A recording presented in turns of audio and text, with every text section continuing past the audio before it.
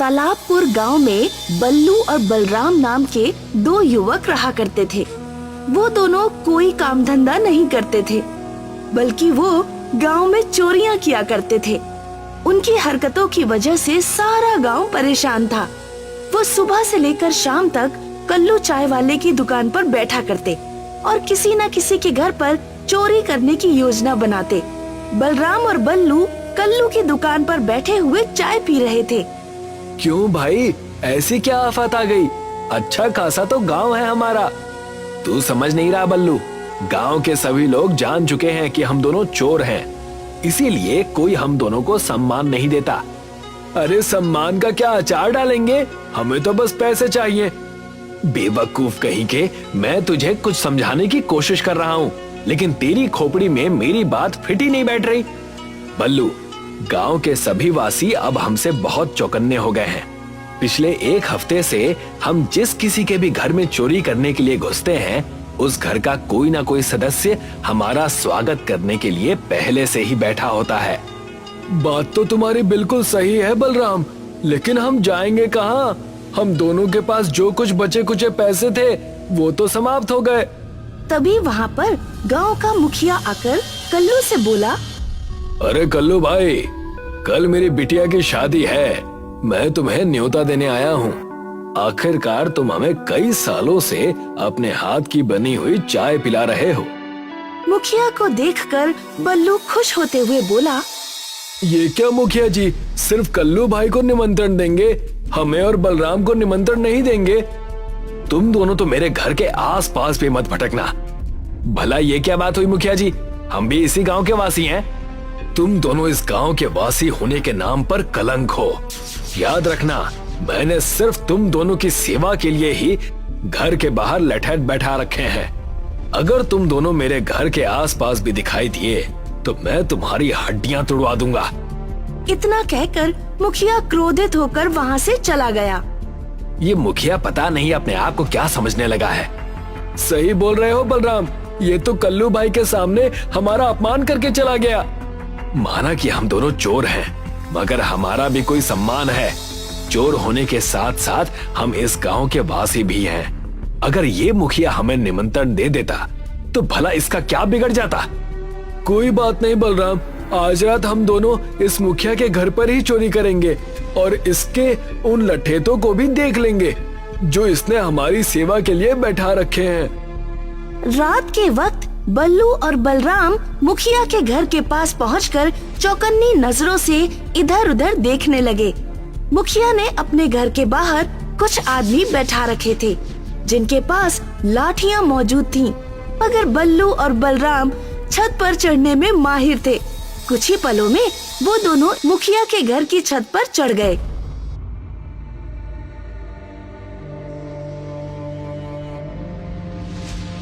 इसके पास तो बहुत अधिक धन है बल्लू, इन सारे सोने को तो बेचकर हम दोनों बहुत अमीर हो जाएंगे। मगर बल्लू के दिमाग में कुछ और ही चलने लगा। बात तो तुम्हारी सही है बलराम, लेकिन सोचो, कल मुखिया की बेटी की शादी है। अगर हमने ये सारा सोना चुरा लिया तो उसकी बेटी की शादी रुक जाएगी। ये कैसी बातें करने लगा है तू? अचानक तेरे अंदर अच्छाई कैसे जाग गई? देख, हम दोनों चोर हैं बलराम, लेकिन पापी नहीं। ठीक है, लेकिन अब यहाँ आए हैं तो कुछ तो चुरा कर जाएंगे। तभी बल्लू की नजर तिजोरी के साइड में रखे एक कड़े पर पड़ी जिसमें हीरे ही हीरे जड़े हुए थे। खाली हाथ नहीं जाएंगे बलराम, हम दोनों इस हीरे जड़ित कड़े को लेकर जाएंगे। मान गए तुझे मेरे दोस्त। बल्लू ने जैसे ही कड़ा उठाया तभी घर के अंदर बाहर सायरन की आवाज गूंज उठी। अजीब बात है बल्लू, हमने जब इस सोने को हाथ लगाया तो सायरन नहीं बजा, मगर जैसे ही इस कड़े को तुमने उठाया सायरन बज उठा। उससे भी ज्यादा अजीब बात यह है बलराम कि आखिर इस कड़े में ऐसी क्या बात है जिसके लिए मुखिया ने इतनी टाइट सिक्योरिटी रखी है?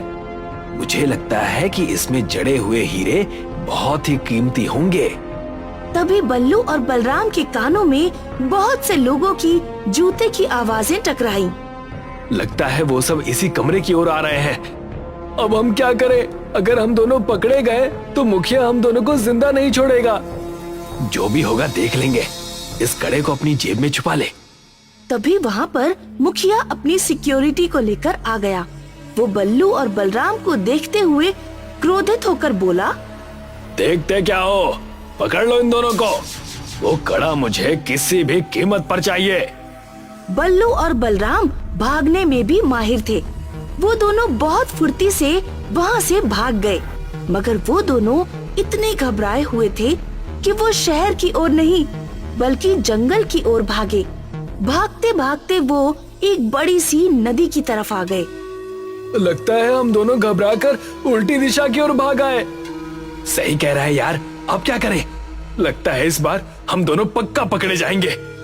तभी बल्लू और बलराम की नजर मुखिया पर पड़ी, जो बहुत से गार्ड लेकर उनकी ही तरफ आ रहा था। बल्लू, तुझे तैरना आता है?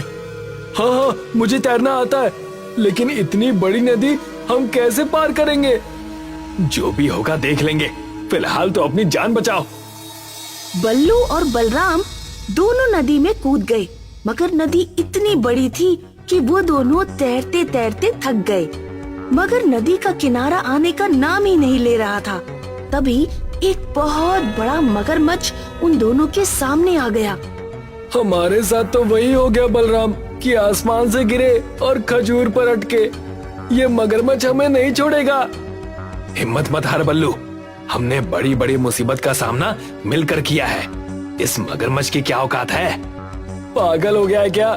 इंसानों की बात अलग है, मगरमच्छ की बात अलग है। तुझे लगता है तो इस मगरमच्छ के एक दांत को भी तोड़ पाएगा? अरे ये हमें जिंदा चबा जाएगा। हम दोनों बीच नदी में फंसे हुए हैं, कुछ सोच। सब तेरी वजह से हुआ है बल्लू। अच्छे खासे हम दोनों उन आभूषणों को उठाकर फरार हो जाते और उन्हें बेच देते, लेकिन नहीं, तुम्हारे अंदर तो राजा हरिश्चंद्र सवार हो गए थे। अचानक तुम्हारे मन में गांव के प्रति और मुखिया की बेटी के प्रति इतना प्रेम बढ़ गया कि तुम्हें उनकी चिंता होने लगी। अब भुगतो। मुझे क्या पता था कि उस कड़े को उठाना हमारे लिए इतनी बड़ी मुसीबत का कारण बन जाएगा। तभी उस मगरमच्छ ने बलराम के ऊपर हमला बोल दिया। बलराम मगरमच्छ से बचने के लिए पानी के अंदर तेजी से तैरने लगा, लेकिन मगरमच्छ का एक पंजा बलराम के माथे पर लग चुका था। बलराम बेहोश होकर पानी की गहराइयों में चला गया। इधर बल्लू बलराम को पानी में तलाश कर रहा था कि तभी उसे मगरमच्छों का पूरा झुंड दिखाई दिया। बल्लू अपनी जान बचाने के लिए तेजी से नदी के किनारे पर जाने के लिए तैरने लगा। कुछ ही देर में बल्लू नदी के किनारे पर आंसू लिए खड़ा हुआ था। हम दोनों बिछड़ नहीं सकते दोस्त, मैं तुझे इस पानी में जरूर तलाश करूंगा, तुझे कुछ नहीं हो सकता। इधर बलराम को पानी के अंदर अचानक होश आ गया, मगर आसपास का मंजर देखकर उसकी हैरत की इंतहा नहीं रही। वो एक पानी के गांव में था, जहां बहुत से लोग उसे हैरत भरी नजरों से देख रहे थे। तुम्हारे सर पर अभी अभी पट्टी बंधी है। तुम्हारे ऊपर मगरमच्छ ने हमला किया था। अच्छा हुआ कि मेरी नजर तुम पर पड़ गई, नहीं तो मगरमच्छ के हमले से बहुत कम ही लोग बच पाते हैं। लेकिन ये कौन सी जगह है और तुम सब सांस कैसे ले रहे हो? सांस तो तुम भी ले रहे हो बेटा। अरे हाँ, इस बात पर तो मैंने गौर ही नहीं किया। मैं पानी के अंदर सांस कैसे ले सकता हूँ? ये सब क्या हो रहा है? कौन हो तुम लोग? बलराम गांव को आंखें फाड़ फाड़ कर देखने लगा। बलराम ने देखा कि उस गांव में सुख सुविधा की हर चीज मौजूद थी। उस गांव में खेती भी थी, स्कूल भी थे, अच्छे अच्छे मकान भी बने हुए थे। मुझे पता है कि तुम्हें अपनी आंखों पर विश्वास नहीं हो रहा, पर यकीन मानो, जब मैंने भी पहली बार इस दृश्य को देखा था तो मुझे भी अपनी आंखों पर विश्वास नहीं हुआ था। मैं आपकी बात का मतलब नहीं समझा। अगर तुम्हें मेरी बात का मतलब समझना है तो तुम्हें मेरे साथ चलना होगा, इस गांव के मुखिया के घर पर। बलराम उस बूढ़े के साथ उस पानी के गांव में मुखिया के घर के अंदर चला गया।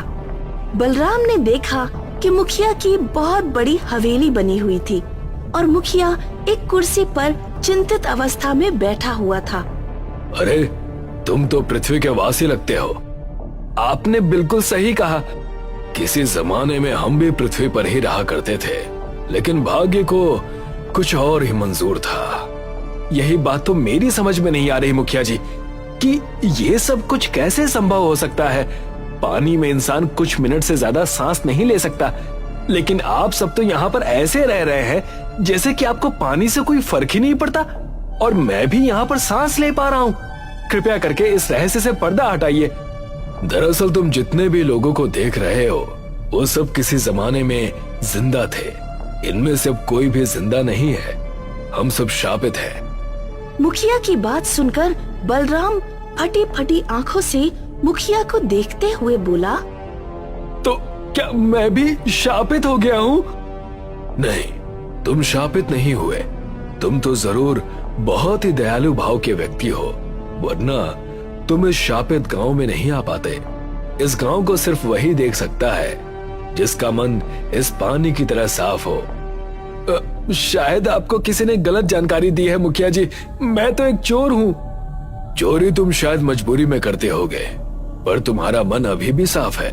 हम सारे गांव वासी पिछले 50 सालों से उस व्यक्ति का इंतजार कर रहे हैं जो हमें इस शाप से मुक्ति दिला सके, मगर इन 50 सालों में बहुत से लोग आए और हमें शाप से मुक्त करने की बात बोलकर वापस चले गए और दोबारा कभी लौट कर नहीं आए। बलराम को उस मुखिया पर और गांव वालों पर बहुत ज्यादा तरस आया। मुझे बताइए मुखिया जी, आप सबको इस शाप से मुक्ति कैसे मिलेगी? मैं आप सबका साथ देने के लिए तैयार हूँ।